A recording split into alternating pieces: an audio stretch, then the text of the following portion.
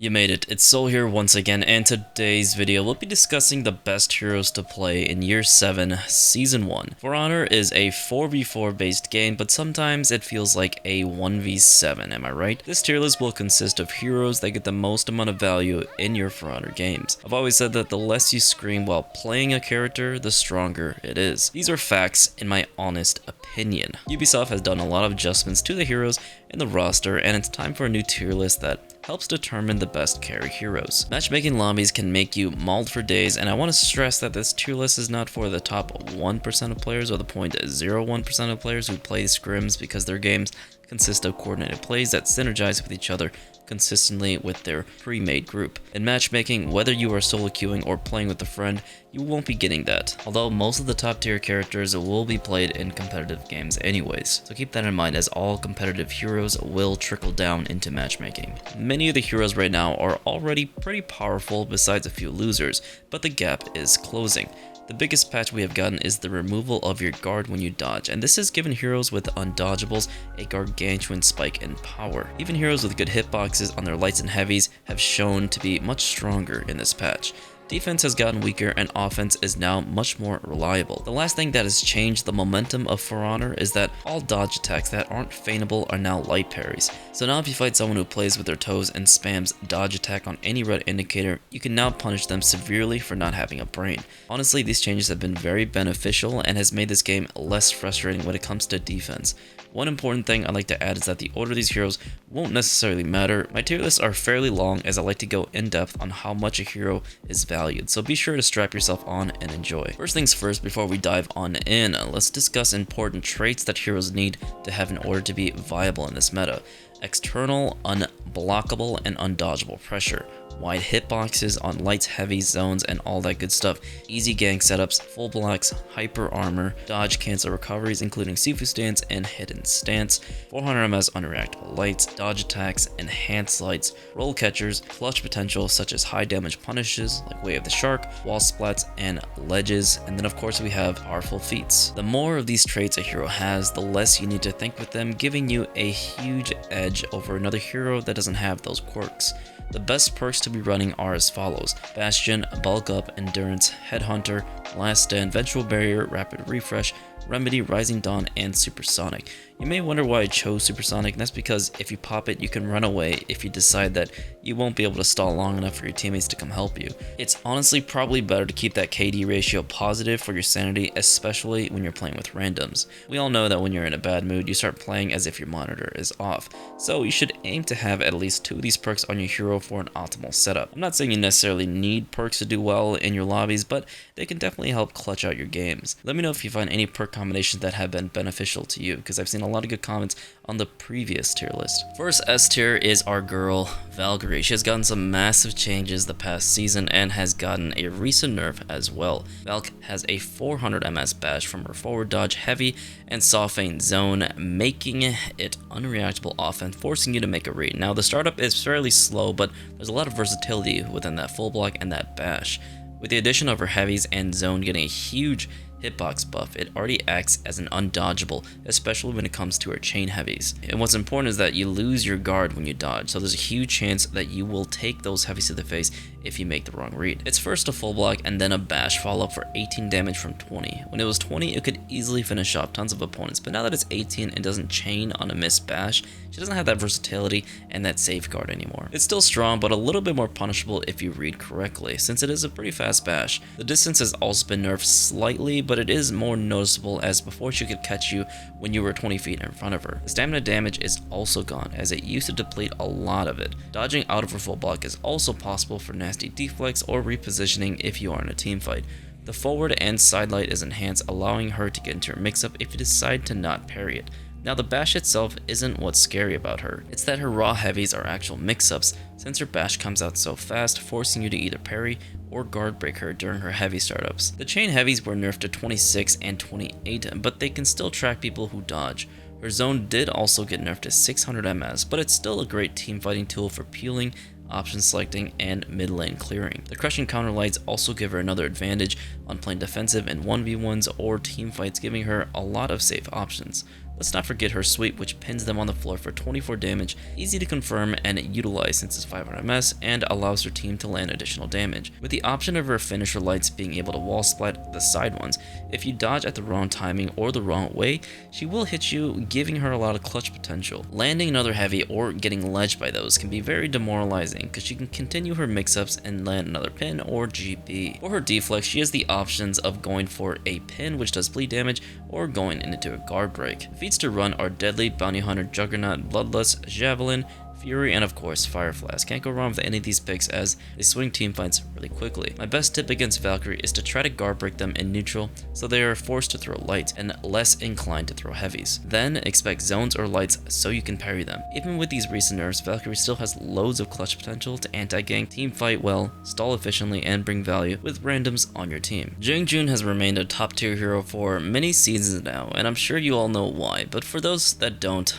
I'll go over it. Hyper Armor neutral heavies with amazing hitboxes, soft feintable finisher unblockable heavies with even better hitboxes. Should I go on? Oh, don't worry, I shall. A shin kick for OS pressure and throw punish for massive double heavies. A recovery cancel that allows you to have iframes and regain stamina that can also throw out an unblockable zone attack. The forward heavy can track for days, and this old man is more agile than Peacekeeper since he has loads of iframes on his dodges, since he can feint it or soft feint it to a light attack, going into his unblockable mix-up. Loads of mix-up potential for him that keep you on your toes. That wasn't enough. His clutch potential involves getting a choke on a parry punish, allowing you to wall splat to land a heavy. Waste a hero's time that is in revenge, and get them out of stamina to land a max punish. He has little to no weaknesses, especially if you are constantly target swapping your unblockable heavies. Target swap this and target swap that and profit. I never really need to think with this hero and can generate a ton of value.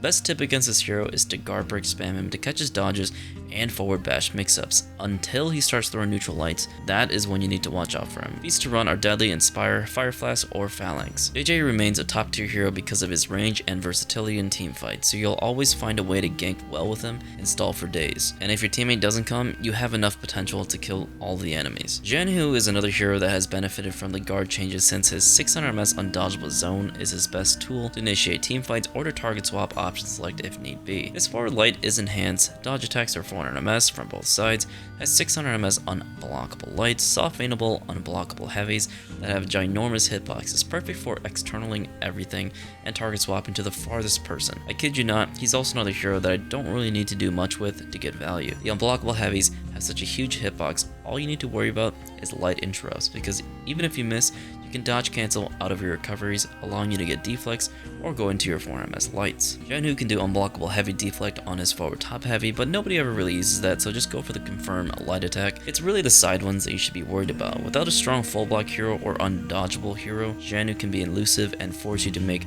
those reads on his unblockable heavies or even light attacks. I will say the unblockable light attacks are fairly easy to parry, especially on PC. She also has a palm strike for pressure that has the ability to be dodge cancelled in case you miss or even confirm the hit. It's just not as fast as Orochi's or Tiandi's. Best tip to fight against Zhanhu is that if he's ever in his unblockable heavy mix-up, you always have to assume he's swapped targets already, so prepare to target swap yourself and dodge attack or roll away. Otherwise, if you know he'll dodge attack, target swap to his teammate and parry on read, since you only need to predict one side. Feats to run are Fury Tusk, Fast Recovery, Bounty Hunter, Quinlan Rose, which does a Shinto ton of damage, and in addition to Fury Tusk, Winner's Advantage for huge amount of damage, Longbow, Scorching Deluge, or Last Laugh. Honestly, has one of the best anti-ganking and stalling capabilities in the roster. Medjay is next up on the chopping block, and I have to say I don't know where the idea came from of him being a really weak hero. He is undoubtedly one of the hardest carries if you manage to not throw neutral dodge attacks 24/7. Dodge attacks should always be thrown when you target swap, and his have huge hitboxes. Enhanced hyper armor on his chain lights and chain heavies allow him to keep swinging in teamfights, most likely getting good trades in. His zone and his hitboxes on his heavies are also wider than my ex-girlfriend. What he does is simple but incredibly effective. He outclasses Raider as the best hyper armor machine, and that says a lot. His finisher heavies catch people who can even external dodge attack. Another strong quality is that his forward bash allows your teammate to land easy damage, since Medjay will also get another grab afterwards once they are hit stunned. It's used in high level play all the time. In a 2v1 situation, you are 99% not going to farm it. Sometimes players don't even need to set up that gank and get hit by the neutral bash because the tracking can be insane. Although it is really slow and that person's probably playing with their monitor off, but still, it works a lot in matchmaking. My man controls an entire teamfight by existing and swinging like a madman. I'm surprised he's not in the Viking faction. Sure, if you start doing the same light into heavy into light, it's easy parries. But once you mix that up with his finisher heavies, you'll regret even deciding to go for a parry, since his animations are pretty hard to distinguish. As for his dual axe form, it's not bad at all. 400ms finisher lights that are practically undodgeable, 500ms chain bash, hard to react to unblockable heavy finishers, dodge attack, and an amazing roll catcher on both forms. Lower damages since his lights are pretty fast, but his main job is to teamfight. You don't really want to be doing duels with this character in Dominion, but even if you do, I think he still has plenty of tools to dish out damage. My advice for fighting Medjay is to simply respect his attacks and wait for him to target swap so you can parry his follow-up light attacks. Otherwise, you'll need to run a full block character. Feats to run are Moonlight Rain, Scarab Relief, Sunshine Strength, and of course, Astral Manifestation, which are his double axe throws that delete somebody instantly. With Rapid Refresh perk, you can get 2 of these or 3 of these in a game once you start getting up on the leaderboard and getting all that sweet renown. Throwing 2 of these at the same enemy usually results in that person rage quitting. Medjay cannot be stopped, especially if my brain is turned off. I kid you not. You can't read me if I'm doing random things with hyper armor, that's just a fact. Tiandi has benefited from the guard removal change because he has 500 ms undodgeable lights, with this palm strike being a bash that can mix in between the undodgeable lights.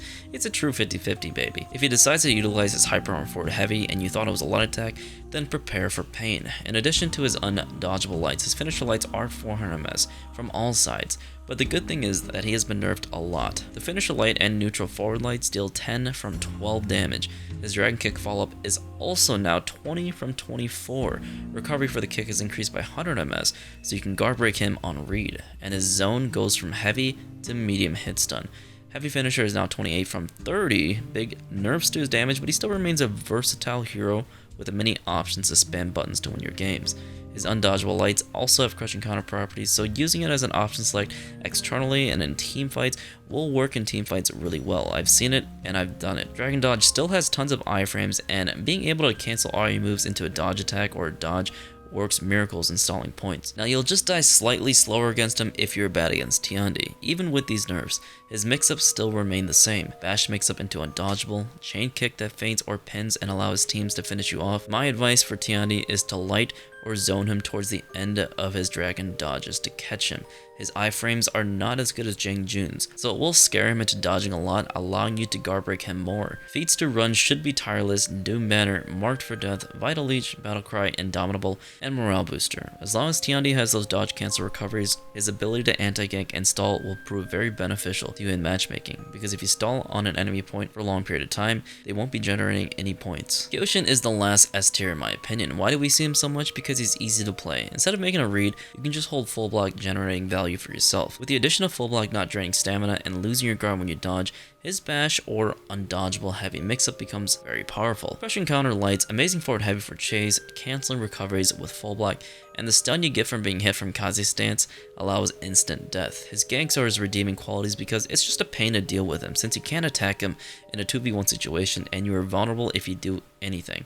The 3 hits in Kaze stance can be delayed, so if your teammate is a drunk, even he can land a free heavy. Kaze stance can be really hard to deal with, especially if the Kyoshin is positioning himself behind you and trying to interrupt you with his Kaze stance light attacks. Kyoshin doesn't have to go for the unblockable to get you in that hit stun. All you need to do is use that 500 ms light attack and go for the 3 hit stun right behind you, and you don't even know where to guard. His finisher heavies on Kaze stance also has crushing counter properties, but can be hard to utilize and land consistently, but it still holds a lot of value, as a lot of people don't really want to guard break you during Kaze stance just in case you let it fly, because it can be delayed. I think it's a bit tricky to play Kyoshin really well at the highest levels for team fights, but he excels more in ganks, and that's why he's rated so high for me. What I usually do against Kyoshins are guard break spam them in neutral until they start throwing out lights or going for their bash. Keeping my guard on the left side is really important. That's the fastest Kaze stance light, remember that.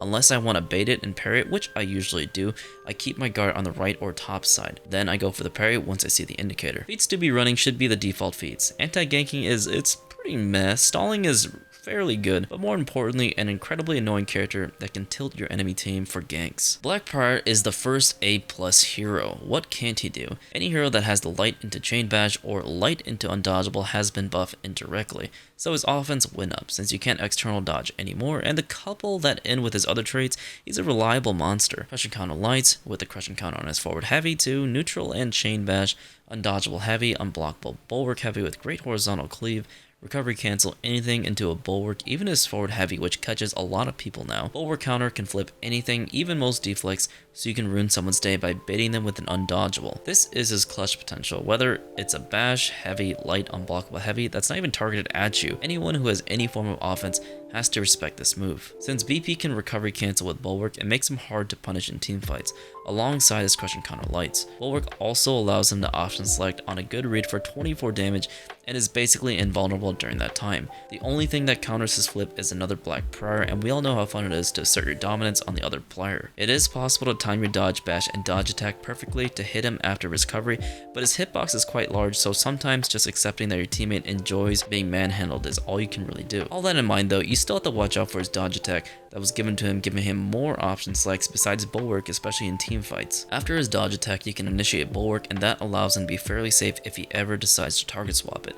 Be sure to not be too aggressive, as a good Black Prior is really hard to kill. One helpful tip against Black Prior is to respect his bulwark. If he does hit your other teammate, try not to be too aggressive with lights or heavies, because if you think you are safe attacking him to punish him, he has bulwark flip on recovery to bait anything out. A read on his part, but it's a low risk versus high reward in his favor. Feats to use are Sinister Shield, Healing Ward, Oathbreaker since it makes players rage quit, Tough as Nails, and Umbral Shelter. Black Prior is my comfort pick when I want to flip all the bashes and 50-50s in the game, and once you're comfortable with animations and reads, you will hard carry your team. Nobushi has skyrocketed up into the higher tier. She has amazing tools to be effective in team fights, but it's been enhanced significantly ever since the guard changes. Since she has the chain kick that can wall split and land the bleed while also having the mix of the undodgeable heavy, you can't external her pressure anymore.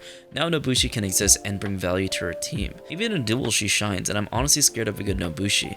With the chain bash that can wall split, undodgeable chain heavy, and an undodgeable hidden stance heavy that does more damage, the best dodge attack in the game with two variations of heavy and light that are now both light parries, which doesn't really matter that much in Dominion because you should always be externaling and target swapping your dodge attacks. She is untouchable. With the addition of being able to dodge cancel many of her moves with dodges or hidden stance, which is her clutch potential, she becomes an elusive character that can't be left unchecked. Not only are her dodge attacks faster, but the delayability of them are what keep you on your guard since she has so much clutch potential with hidden stance and her chain kick. Wall splats are always powerful, especially with Way of the Shark. If somebody is bleeding, which is very easy to do with her now, her damage output is the best in the game. Hidden stance has amazing iframes and can utilize faster lights than her neutral ones since they hide at 133 ms at the 500. She can also delay her kick or undodgeable heavy to mix you up, and that's where her strengths lie in the 1v1 potential. In teamfights, her zone has a huge hitbox, and with the chain heavy or hidden stance heavy, she can easily get great range to focus on a hero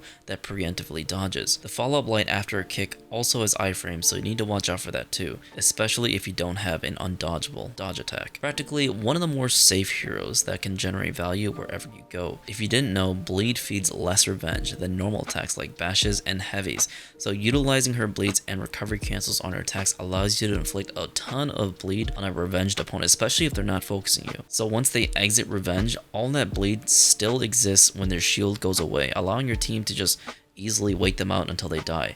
That's why when you're fighting against a Nobushi, you need to be careful because the dodge light spamming is going to be a coming. My best advice against Nobushi is to always expect her to option select your attacks with an external light attack. So respect that and don't waste your time trying to guard break her unless she decides to target swap to you with her dodge attack, which she will from time to time. In those moments, playing it slow and trying to punish her when you can is how you will win. Unless you have an undodgeable, that will be really beneficial for you because hidden stance and her dodge light gets cancelled out by that, but most characters don't have that. She has loads of tools to deal with people who have unblockable mix-ups and bashes, dodge lights, dodge heavies that include target swapping, heavy parry and a hidden stance, light option selects, and zones are all things you need to think about against her. I will say if you can't parry her consistently, you will be eating loads and loads of damage from her, but otherwise if you can't parry, you're kinda screwed.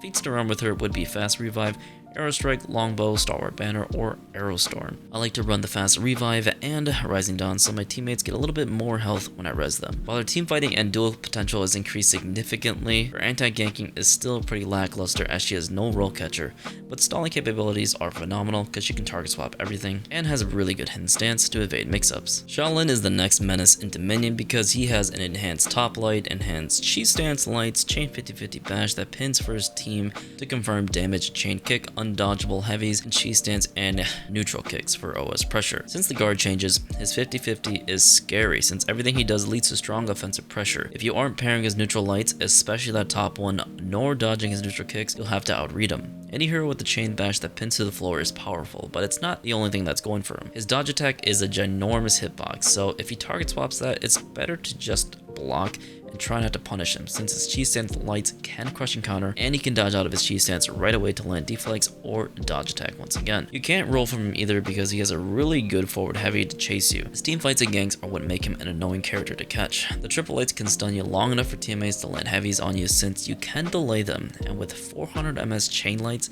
after landing a heavy attack, he is a pretty good infinite chain in case he doesn't want to use his cheese stance. Even his zone is an incredible tool since it has low stam cost and a great hitbox. One thing I like to do against Shaolin is lighting or zoning them when they enter cheese stance to interrupt their undodgeable heavies, so it forces them to use the kick mix-up. But be careful, since sometimes some Shaolins are pretty good and they'll be flashy and try to deflect you during cheese dance. Guard breaking can work too if you know that they love looking at you and emoting and waiting for an opportunity to go for a crushing counter. It's all mind games, and sometimes you'll lose because you made the wrong reads, and that's okay. Feats to use are key trap, and I cannot stress how important and strong this feat is. You can see everybody, and knowledge is power. Blink, invigorate, and blessed protection. Shaolin can stall and anti-gank pretty well, so do your best to make his life miserable. Shinobi is another hero with top tier defense and the ability to annoy everybody. Since he has double dash, double bashes on both dodges, roll catcher, unblockable and undodgeable heavies that pin a long time for your teammates to land heavies, dodge cancels with flips, and iframes the option to light or heavy after his smoke dashes, wide zone great parry follow up into a fast chain bash, and one of the best bashes that keep you stunned long enough for your teammates to land free heavies. It's basically a pin. Shinobi can still reign supreme in mobility and ganks. Yes, they made it so sickle rain feeds slightly more damage. Oh no, Shinobi is bad now. He feeds a little bit more revenge on his gank setups. People are just overstating that and complaining because they made the character a little bit less viable, but to be honest, at the end of the day, it's still a incredibly powerful tool. His neutral kick also slightly got nerfed when it comes to the stun it inflicts on his target, but it still keeps them vulnerable long enough for your teammates who play with one hand. The guard changes also indirectly buff Shinobi too, so he can land his undodgeable heavies more consistently. The best deflect in the game belongs to Shinobi too, in my opinion, since he can directly do damage and go into his 50-50 mix-up with the chain bash or an undodgeable, unblockable heavy, forcing you to make a read right afterwards. If you read wrong, you eat loads of damage or enter the somersault gank, which guarantees easy damage for your enemies. One important thing about Shinobi is that he is a stunningly powerful option select with his double dodges. He has the option to option select two different moves that involve a chain bash or undodgeable mix-up like Shaolin or Nobushi. Since he can dodge in either direction after his first dodge, he can potentially deflect incoming attacks or decide to bash to force the person throwing the undodgeable to either commit or make a read against Shinobi. So be sure to watch out for this and punish Shinobi when he dodge bashes, because now you are able to guard break him more effectively, especially since they nerfed the dodge bashes, making them guard break vulnerable. That's really the biggest nerf to dodge bashes in general, and it makes it less frustrating to fight, but Shinobi still has a load of tools to deal with you. Feats to run would be Bounty Hunter, Stealth to be a ninja, Shooting Stars which will land up to 20, 40, 60, or 80 damage depending on how close you are, Slip Through, Nail Bomb, or Nuki Kubi to regain some HP. This hero would benefit from Supersonic, as Shinobi's anti-gank is fairly subpar, so running away without being stunned can be helpful since you are the fastest character, and it keeps your KD ratio up pretty dang high. Orochi is everyone's favorite samurai, obviously with how easy he is to play nowadays, with his finisher side heavies being sped up, allowing him to utilize it in team fights with ease, Storm Rush with undodgeable heavies, pinning someone and allowing easy ganks, forward lights to catch rollers, undodgeable dodge attacks, fast forward lights with iframes, the ability to feint Storm Rush animations to bait attacks, neutral kick for easy ganks since it can be dodge cancelled if landed to land another kick, kick, so your teammate can follow up with a heavy attack, dodge attacks on every single move, a wide zone hitbox, a guaranteed follow-up light after every attack to set up easy heavies from your team again, a far-reaching unblockable heavy, and a deflect that breaks through hyper armor. Well, you got yourself the perfect assassin that can weave through battle. Orochi is one of the best heroes that isn't too hard to learn, especially since you can't just external his storm rush anymore, due to losing your guard when dodging. This was the main thing that made him a lot weaker, but now that you lose your guard, you have to react to his bash and the orange and react to the blue. Getting ganked by Orochi most of the time means death. One important tip against Orochi is to do your best on trying to zone or light him out of his storm rush, as it's a slow startup. But in my opinion, it's always better to take the kick than get hit by the storm rush in a 1v1 since it's less damage. However, if you are in a 2v1 situation, you don't really want to get hit by either of those, so you kind of have to react to everything. Otherwise, you're going to take 2 heavies with his kick mix-up, due to his teammate getting free heavies after the kick. Feats to run would be Bounty Hunter, Ki to ruin someone's day, and I think they should nerf that, Slip Through, Fear Itself, or Nail Bomb. Orochi can dish out a ton of damage, and Revenge can just stall as effective as any other of the top tiers. Aramusha is a defensive powerhouse, and a fairly good ganker too, with Ring the Bell as an instant damage attack, allowing teammates to land easy heavies, unreactable deadly feints, amazing dodge attack, high damaging chain heavies that have great hitboxes, hyper armor as forward heavies to catch rollers or trades, zone into unblockable heavy with good hitboxes, and the ability to full block after every attack makes him hard to hit. Blockade can either confirm a 360 facet heavy attack that can execute 20 damage line attack, or a kick to land a wall splat for a big 27 damage side heavy. Aramusha is easy to play and can be hard to punish, especially being able to blockade practically anytime he wants to in recovery. There's not much to say about Aramusha because he's pretty straightforward and can be an effective staller, ganker, and mid-clear, especially with his infinite combos. As an old Aramusha main, the best thing I can recommend to you is to never try and parry his finisher heavies. It's always better to block or let him chip you down with deadly feints, as they do low damage and use up a ton of stamina. Feats to run would be Deadly, Juggernaut, Firebow, and Fear Itself. Ara should be able to stall effectively and anti-gank really well since he has unreactable offense and can be safe with his recovery cancels. And of course, he does have the heavy perks with Bastion, Last Stand, etc, bulk up. Jorm with his recent rework has become someone you can't underestimate anymore. He's hard to punish since he can chain all of his moves into hyper armor zone attack that has a huge hitbox, with a chain bash that can pin just like Shaolin's, which deals 30 damage and allows your team to land heavies, a forward bash for OS pressure, parry follow-up bash that now does 16 direct damage without needing a follow-up light, which is great, forward heavy to catch roll catchers with hyper armor. You can soft feint that too into guard break if you want to, but there's no real reason to even go for the parry. Wide neutral zones, neutral heavies that have hyper armor, guard break heavies can now displace someone, allowing wall splats. It's 12 damage for the wall splat heavy and a top heavy for 22 for a grand total of 34 whopping damage. Huge amounts of clutch potential with Jormungandr now. His unblockable finishers also still wall splat, so there's even more clutch potential you can do with him, especially if there's a ledge nearby. There's really no place that Jorm doesn't excel, because there will be walls everywhere except for mid lane, but even then your teammates or enemies can be beneficial to you and act as walls. I think he's incredibly easy to play now while being super useful to your team and can dish out a ton of damage even though they nerfed his neutral heavies.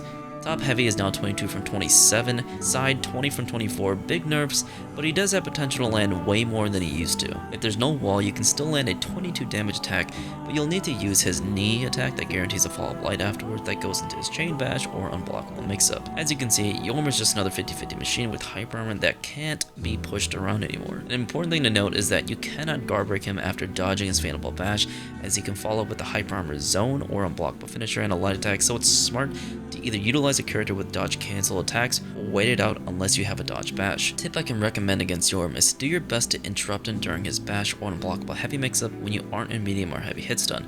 Otherwise, target swap dodge attacks will be your best friend to evade his mix-ups. Feats to run would be Jotun's Salve, Hamar's Favor, Zealot's Boat, and Twilight of the Gods for easy stalls and damage. Jorm's feats make him such a hard hero to kill and swing teamfights in his favor. You can stall and anti-gank for him for long periods of time, even though they nerfed his Mars Favor to I think about 5 seconds. Jorm's feet make him a hard hero to kill and swing teamfights into his way a lot.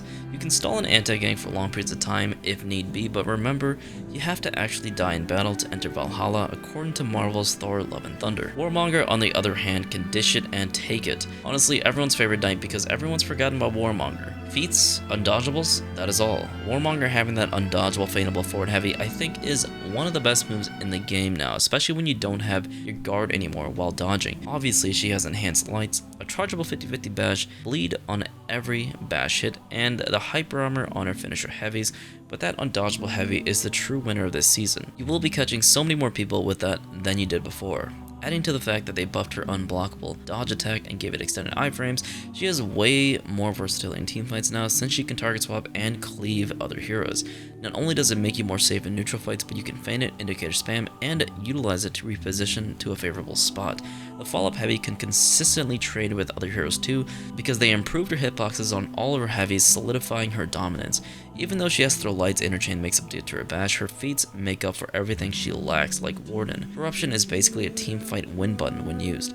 Feats can make or break a hero, and this only enhances her playstyle. The last helpful thing for her is that if she gets a parry, she can impale somebody for a load of bleed damage if there is a wall, which most of the time there will be. Great clutch potential for just a heavy parry. An important tip against Warmonger is that if you time your zone or light attack on her dodge attack early, most of the time you should be able to knock her out of the attack, so practice your timing for it, but be careful as option selecting it a lot can result the Warmonger to feint and parry you. Feats to run should be default ones to swing teamfights because corruption or the poop sword. Stalling is pretty good with Warmonger, but I'd say their anti-ganking is not that good because she lacks DPS with no real chain unblockable heavy for lots amount of damage. I think even Warden is better than her in that regard. Afeera, the new Arabic hero, still holds a slot in the A tier category, even though she has gotten a few nerfs with her feats and her infinite wall splats that we've had in the beginning of the seasons.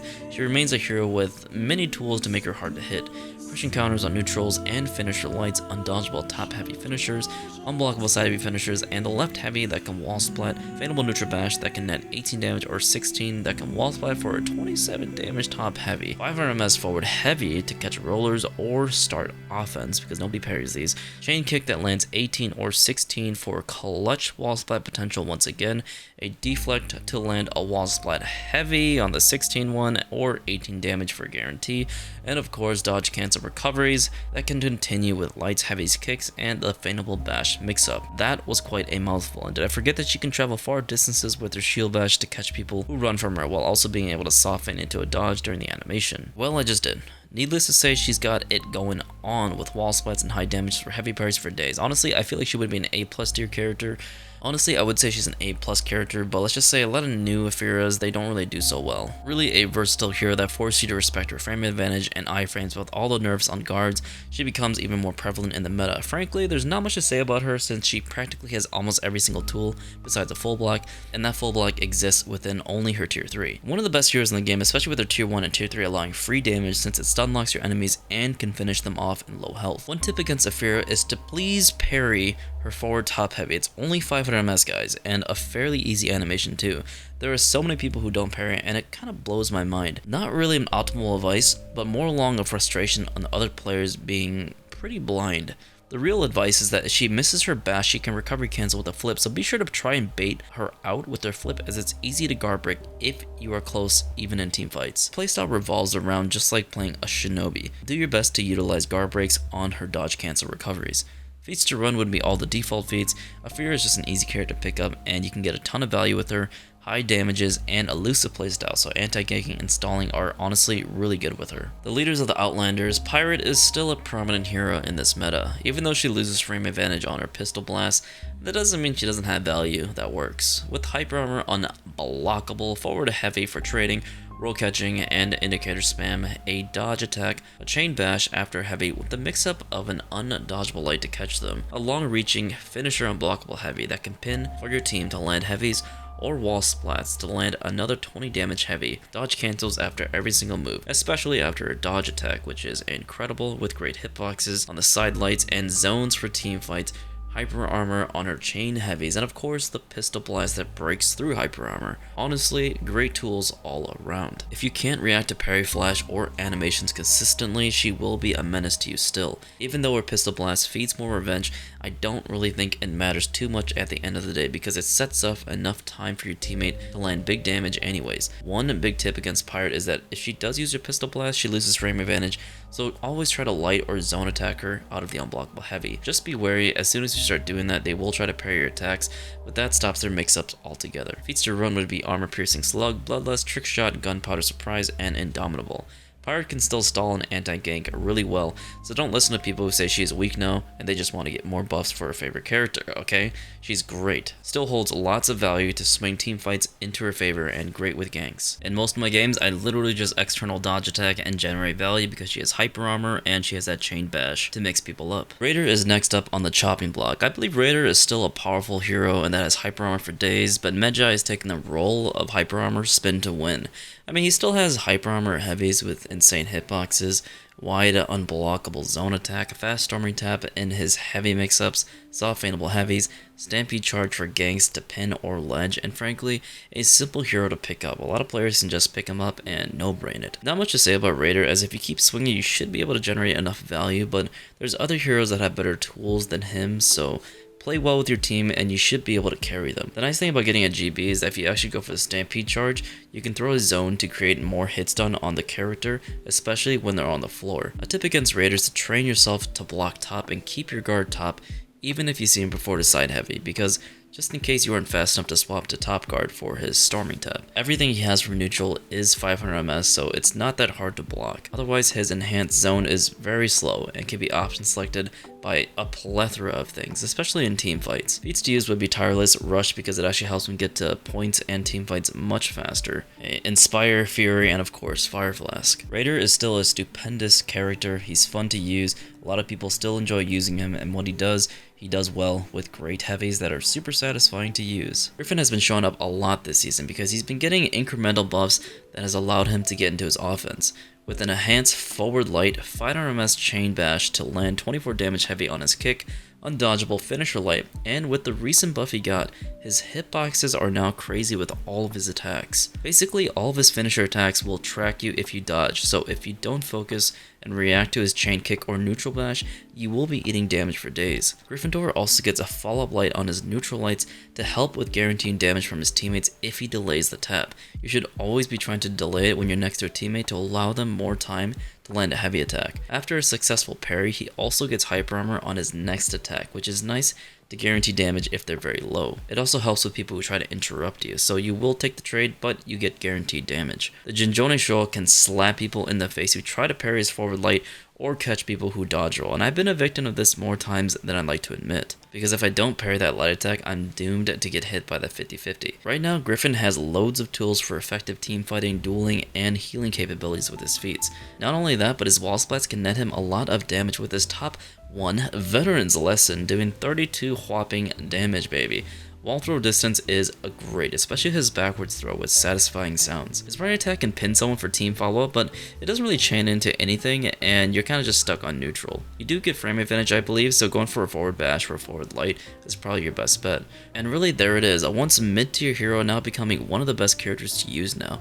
Now that Gryphon has enhanced top light, it will be your best bet to keep your guard top to try to parry it, otherwise he'll feel really safe using it. If you never go for the parry on Gryphon, he'll always have the advantage, and this goes for enhanced light heroes in general. He does have a bash, but that bash is more reactable and less punishing. Feats best for him would be Stern Stare, Fast Recovery, Dragonite Mist, Dragonite Bolt, Dragonite Cleanser, and Champions Aura to become the ultimate paladin. He's all about healing, and I really love that about him. I don't think Gryphon has the best anti-ganking nor stalling, but he's still a solid team fighter for your team. So don't sleep on Gryphon. He's got tons of tools with great hitboxes now, and his mix-ups actually work and are to be scared and feared of. Warlord jumps on the A tier category, and it's really quite simple. What he does well, no questions asked. Hyper armor on all of his heavies, frame advantage on practically everything, a very fast 500 MS bash, enhanced lights, crushing counter lights, parry punishes that drains stamina, and blinds, which is pretty cool. Great animation, hyper armor jumping heavy.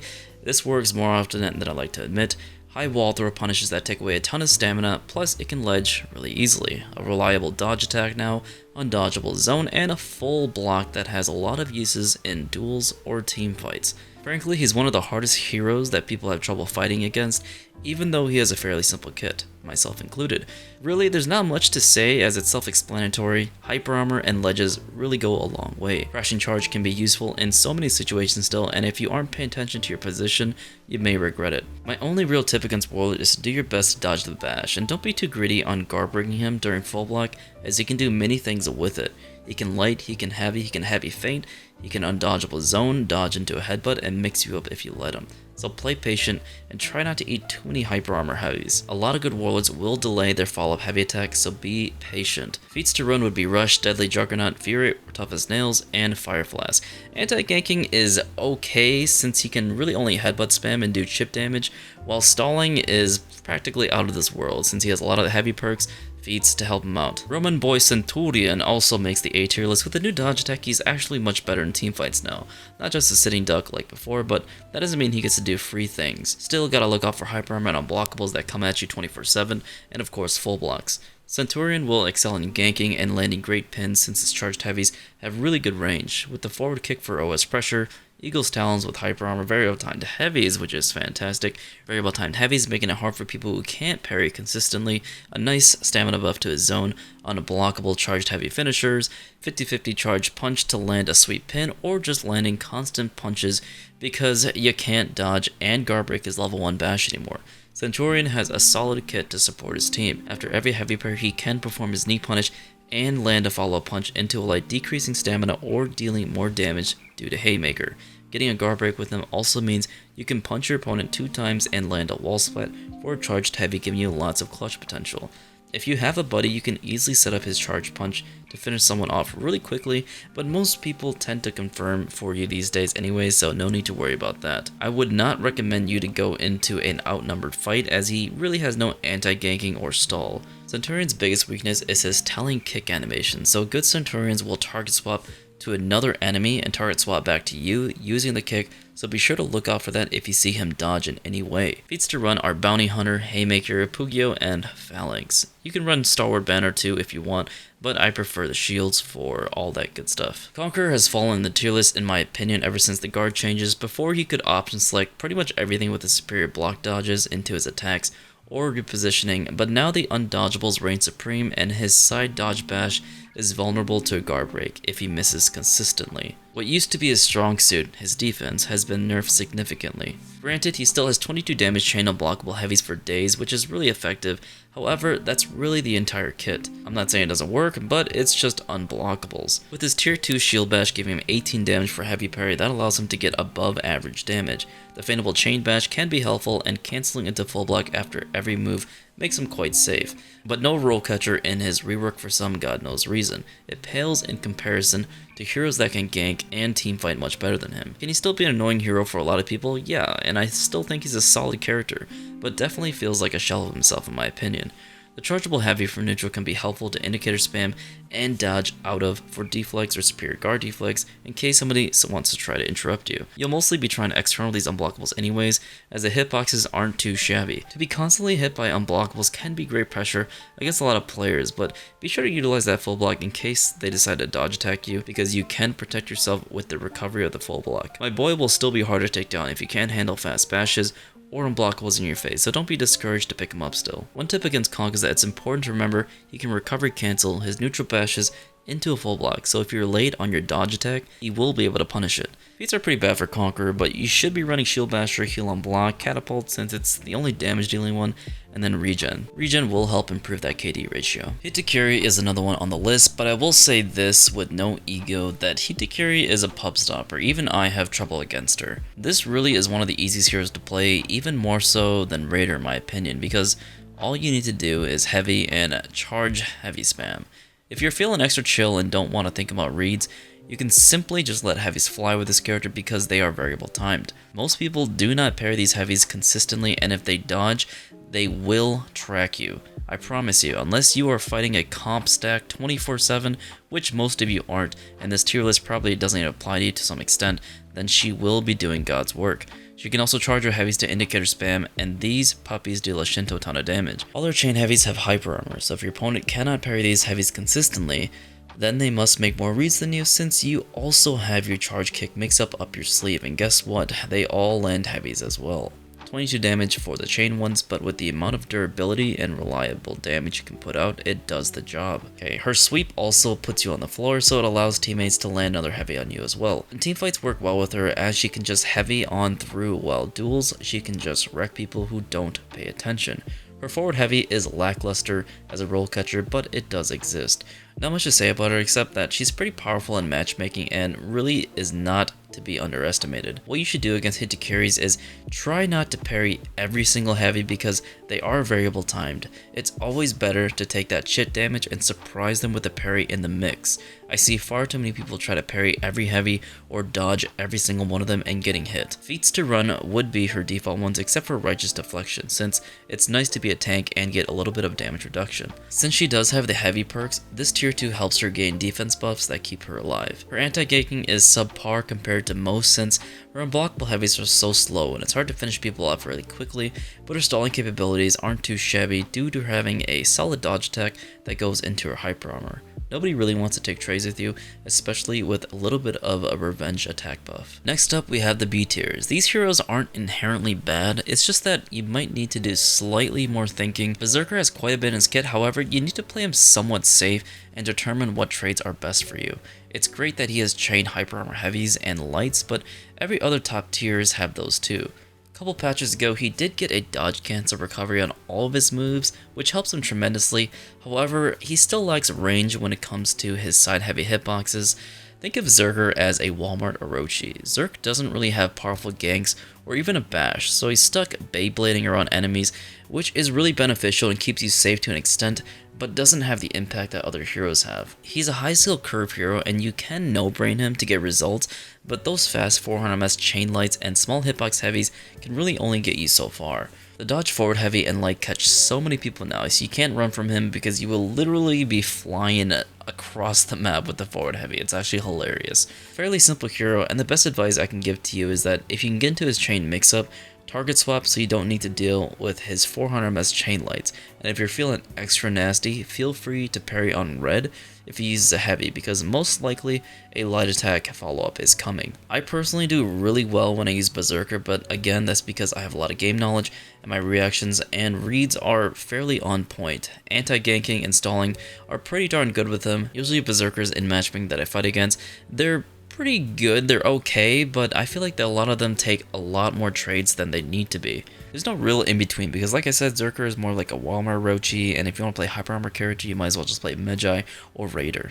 Now I think once you learn some of the fundamentals of playing defensive and learning what trades you can take and when you should be throwing out these delayed light attacks and doing double heavies, because usually double heavies don't really pertain to team fights because people are really parry happy and they kind of parry everything, so I never really use the double heavy feint mix up. It's cool to use and it's flashy, but most of the time it does not work, so I just stick to my delayed 400 ms light attacks, unblockable spams, the whiff light, into unblockable to help, feed indicators and all that good stuff, and it does really work because Zerker's damage is pretty high, especially when you have Doom Banner on. Best thing to know is that once someone's externally you, there's probably nothing you can really do.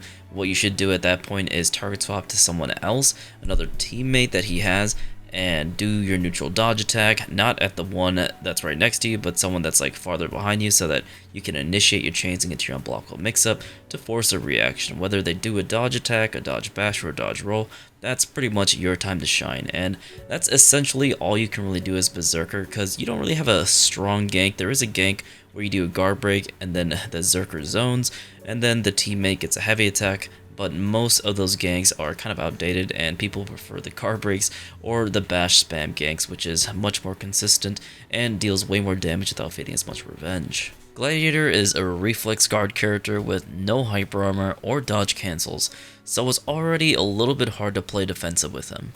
What's super powerful about him is that toe stab mixed in with haymaker gives him a ton of damage and instant damage that allows for really easy ganks, setting up free heavies from your teammates. Without these combinations, he would be much weaker in my opinion. The toe stab is powerful because once you land it, it sets the fight back to neutral and gives you space for heroes that want to be really close to you, such as bash characters, and it also allows you to go into your skewer mix-up. The deflect can ledge or land blade while also having the clutch potential to ledge someone off the map. His Sucker Punch has low Garbreak vulnerabilities when used, so it can be a solid option select. However, you are Garbreak vulnerable if you do whiff. Since they nerfed the ability to chain after a whiffed bash, you are no longer a safe monkey doing whatever you want. I'd say if you're good with reflex guard characters and a higher tier player, Gladiator will work just fine and would be A tier, but most players can't handle the indicator spam, and since Glad has no consistent defensive capabilities, I rank him a little bit weaker. His chain top light is 433 MS, while his side ones are 500, so he does have some variations if you don't want to skewer every single time. The zone is a solid opener, and most heroes cannot punish the follow-up heavy with a dodge attack. I will say his heavy parry punish is shagadelic because it blinds and can open people up to a surprise skewer. The forward light is an okay roll catcher, but more often than not, it's a free light parry for your enemy. I'd say the best tip against Glad is to focus on his toe stab. From neutral, it's only 600 MS, and on PC, you can dodge that most of the time. Otherwise, feel free to external dodge all of his mix-up because he has lackluster range and team-fighting capabilities. His heavies don't really have that great of a hitbox. It does have a decent forward momentum, but the horizontal one is pretty much non-existent. Feats to use is Bounty Hunter. Sometimes Deadly works too, especially if you get a nasty deflect, because that does apply. Haymaker, Trident, and of course Fear itself. Sadly, Glad has no anti-gank or stalling capabilities, so you'll need to play with your team a lot. Lawbringer is getting a new rework very soon. If you didn't know, he'll have hyper armor on all of his chain heavies, Feightable Chain Bash, the ability to go into unblockable finisher on landing the top unblockable, zone being a chain starter, nerfing long arm slightly when it comes to the damage, and etc, etc. 3 chain lights, fantastic. If he had this rework, I'd rate him an easy S tier character, as he would be really easy to pick up because he had hyper armor and 3 chain lights to spam. But right now on live, all he has is an enhanced light, an impale that nets him a wall slot that can go into a stunning top heavy, into usually a guaranteed light attack, making him the best parry punish hero in the game. If you can parry with this hero, you'll probably find a lot of success. However, that doesn't mean he's unstoppable. You have to constantly be reading and reacting to your opponent, and when I be higher than the clouds, there's just no way. If you're a mind reader, Lawbringer will go to town. The unblockable side heavies have great tracking and can get you some big damage, especially in teamfights, but watch out for option selects. Playing defensive and methodically will get you the best results. You are a tank and you're there to stall. The stun on his parry follow-up can also mix your opponent up, and usually gets you a light attack follow-up and going into your unblockable mix-up. The chain bash is also not too shabby too once you land a heavy attack or an unblockable heavy, and you can catch people just by guard breaking them afterwards in case they decide to dodge the bash. There is a kit there that can work, and that's why so many people love playing Lawbringer, but if you're bad at the game, you'll probably be bad at him in general and can't carry the game just by yourself. The best thing I like to do about Lawbringer is to block all of his attacks and make him feel as useless as my shower. Best feats to use would be Juggernaut, Righteous Deflection, Second Wind, or Bombs, and then more bombs. Lawbringer can anti-gank decently, but with no roll catcher, if you can't successfully guard break anyone to land that double whammy heavy, then you have no chance, as he dishes out a lot of damage, but only if they allow him to. Once the dodge rolling starts, you're basically just a sitting duck. Stalling is great though, as he is a heavy perk hero, and you've got some nice feats to go along with him. Done with the B+ tiers and on to the B tiers. These heroes have been left out and not been touched to a huge degree. Sure, some of them have gotten a few improvements, but the way Ubisoft balances powerful heroes now is dodge cancels and more blue and orange. These heroes lack the versatility, therefore making them slightly harder to play. Landing parries consistently is your best friend. First up is Kensei. Kensei isn't in the worst spot, as he's mostly just a long-range teamfighter. With his pommel sped up and slightly faster heavies, he's great in the right hands. I just don't think he's a hero that is hard to punish. 3 chain lights and heavies are great, and even better with the finishers being hyper armored, but everyone else already has neutral and chain hyper armor heavies, so it's not really a big deal. It's pretty cool how he can soft feint a top heavy into side lights or heavies, but that mix-up is slow compared to someone who can just bash into recovery like Aramusha, or his deadly feints, or a character that can throw out horizontal finisher heavies that cleave for days. Kensei's only unblockable is the top one, and it has no cleave. The good thing is that they buffed the recovery on his finisher heavies, so it's a great quality of life change for him. Otherwise, a solid teamfighter that's probably A tier with the right hands, but most of us aren't even awake while playing this game, so There we go. Tip against Kensei is to do your best to not option select with the dodge attack on his unblockable as much, because Kensei can soft feint into hyper armor heavy, and its tracking is pretty insane. Best to either interrupt with a light bash or parry if you're feeling it. Feats to run are Tierlist, Chilling Stare, Bow, and Stalwart Banner. Surprisingly, he's not a bad anti-ganker nor staller since his dodge attack gives him great distance on repositioning, and with a hyper armor follow-up light or heavy, it's hard to punish if you aren't too focused since the animation of the target swap goes even more hard when they move around the map at a greater distance. Still though, Kensei holds a special spot in my heart, but I gotta be sweating to do well unfortunately because I enjoy suffering. Shugoki has gotten tons and tons of nerfs. Now, he still has variable timed heavies, and I have trouble pairing them too. However, my big fat man cannot anti-gank, nor is his damage high for how slow he hits. He's got a decent headbutt that does instant damage, enhanced lights, hyper armor zone, good for team fights, hyper on his heavy attacks, and chain heavy finishers, great hitboxes on his heavies, a neutral hug that gives you health back, and on a light parry, which is awesome clutch potential, plus it can be used for a sweet gank, but more importantly, he's speed. He runs just as fast as Shinobi, and you can tell he never skips leg day. Now here's the thing, variable timed heavies. They are great for people who are playing half asleep and at 4 AM like myself, but against really sweaty people, they aren't really the most valuable thing. Great tools to have, but not the end-all, be-all. I've played plenty of Shugoki after his nerf, and he does just fine. I do have a lot of game knowledge that helps me in this endeavor, but since there's so many dodge cancel heroes and hyper armor, Shugoki gets outclassed. Luckily, he does have a roll catcher, but it's pretty slow just like him. The worst part about playing him is if you get revenge, you cannot do anything in guard breaks because if you use Demon Ball, which has ledge potential, it helps your teammates land heavies, but however, you are vulnerable to guard breaks, practically ending your turn.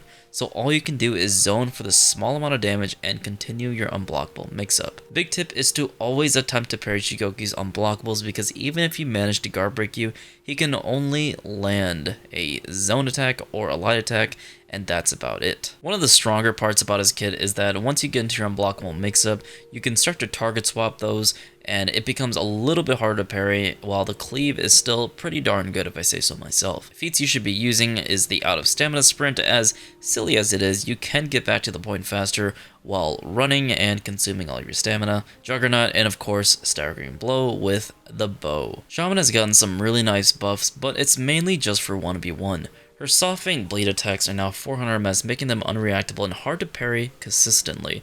They also made her recoveries much better after whiffing the unblockable, but the follow-up bleed was already helping her recover, but just in case you didn't want to throw it out, so it kinda makes sense. All of her heavies are soft feintable, however, sad to report to you, you have no external pressure, unless you have amazing synergy with your teammates who can set up bleeds for you. Granted, Nobushi is meta right now and bleed is everywhere, however, it's too easy to get interrupted on your bites, and you're best trying to find someone secluded to pounce on them. Her ledge potential is insane though with their forward bash, as you can throw and the follow-up bash is guaranteed. Wall splats can happen too, but it's a very slow bash, and I like to think of it as an Orochi Storm Rush to an extent. Lots of people will try to interrupt you, and it's best to do that against Shaman, of course. Light, zones, bashes. Her zone attack is also a little bit of a weakness for her because you can parry the second zone, but the neat thing is that if they don't block your zone attack, you can go into a soft feint bleed from either direction. Her chase is immaculate, and that's pretty much all the good things about her. She'll never be meta again because she has no reach. I think you can do pretty well with her if you have a good teammate to support you, but I wouldn't recommend playing her in very high level lobbies. Reflex guard, that's all I have to say. Reflex guard. Best feats to run would be Stealth, Bounty Hunter, Rush, Bear Trap, Bleed X, and of course, the Fire Flask. You'll be seeing in these clips that I will literally have to be defending against every single attack and watching out for all the externals. Nuxia, ever since the guard swap changes, I personally think she has benefited from this significantly without needing any serious changes to her identity. Obviously, she doesn't have undodgeables, but her chain heavy finishers and her chain heavies are basically undodgeables now. They catch so much since your guard goes away when performing a dodge. In testing grounds, they made it so the trap indicator appears 100 MS later into the heavy, therefore making it unreactable, but the thing is that most players don't even pay attention to that indicator in general. All they do is raw heavy or light her out of the mix-up, and as a Nuxia player, you had to make good reads on every heavy you throw. Now, these heavies will attract people who dodge and will incentivize them to actually respect Nuxia heavies. Just heavies, mind you, not even the traps. In addition to the heavies catching people when they dodge, it also wall splats you to land another heavy attack. quite an interesting predicament if you fight a good Nuxia player, but that's few and far between. You also need to watch out for 400 MS lights, as they can wear you down and mix you up with the heavy attacks. If you don't parry Nuxia, she'll just keep chipping you down ever so slightly. A dodge attack, a roll catcher, horrible zone, but with a badass trap animation. Simply put, horrible unless you have tons of game knowledge and don't mind cock and ball torture. A tip against Nuxia is that if she puts her call trap down, don't panic and dodge, because most Nuxias will try to guard break you. It's better to take a small amount of damage from the traps than a full 24 damage heavy. Slowly walk backwards or stand still, as they are triggered by you moving. Feats for Nuxia would be Deadly Duet, because they make her attacks deal a significant amount of damage in 1v1s, and there's plenty of 1v1s happening in the game.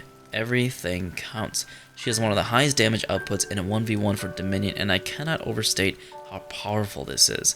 Call traps, slip through are all needed, and I'd honestly say her anti-ganking and stalling are very average, because once you miss a trap, you have no real way to deal pressure anymore. It's sad but true, because dodge rolling is everyone's weakness, especially if they don't have a valid opener. Highlander is no joke when you are in the flow state of playing at 4 AM like myself, because if you have the game knowledge, the right reads, and the reactions, you can dominate your games. However, that requires you trying your best and going Super Saiyan God mode. The typical Highlander is doing double hyper armor heavies, chain lights, and raw heavies. Really easy to deal with. Celtic Curse has hyper armor, but it's slow and can be evaded really easily. His dodge attack is a great addition to his kit, but if he cannot master offensive stance, he's just a worse raider. Offensive stance lights are 400 MS, which are powerful in the right hands, but mastering wave dash, feint to parry, or crushing counters on his lights will determine if you do well or not. There's really only a few good Highlander players that can utilize him fully, because he takes a lot of practice. You won't pick him up and do amazing compared to Hito carry, or you can just throw heavies, because let's face it, his zone is hilariously bad. 3-hit chain zone with no properties, and they feel so slow. No roll catcher, and yes, sometimes your Celtic Curse can hit people when they dodge roll, but you have to do it on a read, and you have to do it instantly. It does not track that far. It's not reliable, especially when you have no real offense anyways, since your kick to caber can be dodge rolled. The unblockable heavy is great in teamfights if you can time it right and master wave dashing. Sadly, the unblockable heavy soft feint to kick has no tracking in teamfights. Great for 1v1s if they try to go for the parry, but trash in everything else. The caber is slightly better though when it comes to a heavy unblockable kick into a caber. You can do the triple threat, sometimes it'll catch people, sometimes it won't. However, it takes all your stamina and has a long animation. Perhaps if you have good teammates that can be patient with you to land easy caber tosses when they are in hit stun, then he's really beneficial for ganks, but that's mostly not likely the case. As they remove the guard from your dodge, Highlander suffers just slightly when it comes to neutral game, because most of the time you are already in offensive stance and undodgeables were your main enemies. So basically everyone has the Highlander treatment. I will say though, since every dodge attack is a light parry, Highlander has more consistent damage potential since his light parries do 30 damage. Many people can't react to the 4MS offensive stance lights, and it forces them to either light or dodge attack, so if you have amazing reactions and reads as a Highlander player, you should be able to bait these out and get a huge amount of value. But of course, this is a slightly defensive and methodical playstyle. Offensive stance lights aren't going to win you teamfights, really only in duels, and they do a really low amount of damage and cost a little bit of stamina too, quite a bit actually. There's just too much undodgeables, unblockables, bashes, and hyper armor. One tip against Highlander is to dodge roll his kick to caber. As soon as you see his kick, just dodge roll, unless you have a dodge attack, then just do that. If you have a dodge bash and you are too slow to react, you might get hit by the caber. Feats to use are Tierlist, Inspire, Longbow, and Champion's Aura. Like I said before, Highlander's got no anti-gank, his stalling is pretty meh, but you know, once people roll away, you're practically done. You might as well just, just give up, play defensively. Peacekeeper is absolutely dog shit tier. You have no external pressure, therefore you are useless. You have no range, and therefore you are worthless. I don't care if you get unblockables on bleed, you have to bleed them first. Enhanced lights with bleed? I don't really care. No neutral game, with fast 400 MS chain lights and the top soft feint, she's good in duels, better than some heroes like Highlander, but that's pretty much it. Her garbage kidney stabs are standardized, giving her no edge anymore because the damage is pretty average. She gets a worse version of dodge cancel recoveries on some of her moves, which helps her ever so slightly on repositioning, but lacks any real offense due to her hitboxes. I think you can do well with her, but that requires good reactions and reads from the player, like all of these lower tier characters. She's not a hero you can really solo carry with. no anti-ganking or stalling capabilities. I rarely see any Peacekeeper in any games I've played over the course of 4,000 hours be one of the main reasons a game is won. I'm playing up on the Masters and Grandmasters levels, and even a really good Peacekeeper who is scared to fight is not really the one to be carrying the games. It's the other heroes who generate more value, so at the end of the day, if you're good with her, feel free to play her, but just know that there are other heroes that do what she does, but better. She's fun, but what's also fun is punching a hole in your wall. One tip against Peacekeeper is to external her when she starts attacking. She really can't do anything at all. Best feats to run would be Bounty Hunter, Stealth, Thick Skin, Crossbow, Bleed Daggers, and Afeera itself. Warden is the last hero that I consider to be the worst in this meta. With access to finisher unblockables that have decent hitboxes, a wide zone that got its stamina reduced, great chase with Valiant Breakthrough, charge 50-50 bash, and yeah, that's about it. It just doesn't cut it in this meta, especially since attacks can just hit you when you dodge. Not even undodgeables, but normal lights and heavies. Many heroes are getting better light and heavy hitboxes, and Warden needs to dodge to do his mix up first. He's not like Warmonger who can do a dodge heavy unblockable to reposition or give neutral pressure to other enemies. With that being said, his anti-ganking and stalling are pretty lackluster since his crushing counters only come from the top, and its timing is really strict compared to most heroes. Lights are fairly easy to parry and most importantly to block, forcing him to react and play methodically with his bashes. In teamfights, all you can really do is charge your bash and scare people to dodging. The big tip against Warden is when he enters his bash mix-up, target swap and zone or light him out of it when he goes for a level 2 or a level 3 bash. You'll always rather take a level 1 bash since the damage is much lower. Warden's DPS is very low compared to most characters. More importantly, if he feints and expects a parry, that external zone or light will smack him in the face. Feats to use are all bad, but you might as well stick with Come At Me, Inspire, Second Wind, and Morale Booster. Warden requires a lot more game knowledge, especially against good players, to make him work. It's not impossible as I've done really well with him overall, but it's still always pain train. There are many times where there is literally quite nothing you can do except just stare and hope that your teammate comes to help you, unless all three of them are fighting one person on point C, which is basically what's happening to you in that situation, and in that situation you should have picked a better character. And there you have it, you made it to the end of the video. Hope you enjoyed the tier list. It was a little bit long, but since we're getting new characters and there's so many changes happening and how it's affecting the characters, I felt like I should make a fairly in-depth video. And I'm also apologize because my voice started getting really nasally towards the end, because if I record for a really long period of time, then my voice just becomes weird and congested because I'm talking so much and my tongue just feels like it's all over the place, so I apologize for that. Hopefully you guys didn't notice until I mentioned it, but good ASMR for you all, and amazing and interesting gameplay for you all to enjoy. Let me know what you guys think of the tier list and what are your thoughts and experiences down below. Appreciate all the support. Hope to see you guys in the next video. Bye bye.